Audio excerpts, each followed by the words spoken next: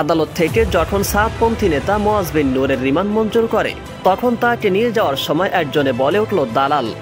হয়তো তাহার এই কথাটির উদ্দেশ্য হলো ভারতের দালাল।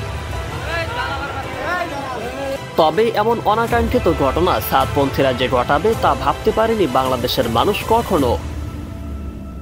ইজতেমা মাঠের সংঘর্ষের ঘটনায় সাতপন্থী নেতা মুয়াজ বিন নূরের 3 দিন রিমান্ড মঞ্জুর করেছেন গাজীপুর চিফ মেট্রোপলিটন কোর্ট। রবিবার 22 ডিসেম্বর সকালে আইন শৃঙ্খলা বাহিনীর উপস্থিতিতে কড়া নিরাপত্তার মধ্য দিয়ে তাকে ইজলাসে নিয়ে আসা হয়।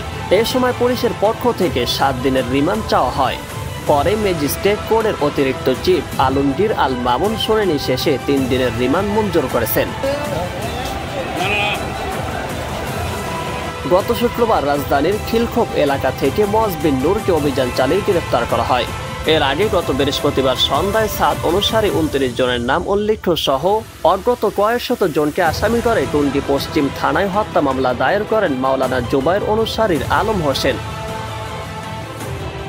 গত 18 ডিসেম্বর তুরাগ তীরে ইজতেমার মাঠে দখল নিয়ে সংঘর্ষে জড়ায় জুবায়েরপন্থী ও সাতপন্থীরা।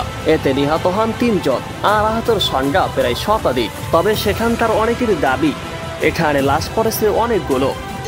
আমাদের প্রায় 100 থেকে 150 লাশ এখানে আছে। এখন ওরা গুম করার জন্য চেষ্টা করতেছে। কত লাশ? 150।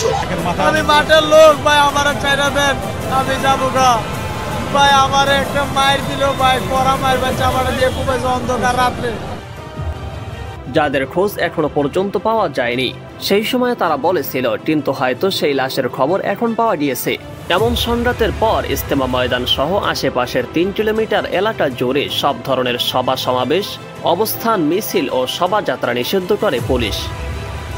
অনাকাঙ্ক্ষিত পরিস্থিতি এড়াতে মোতায়েন করা হয় আইন শৃঙ্খলা বাহিনী।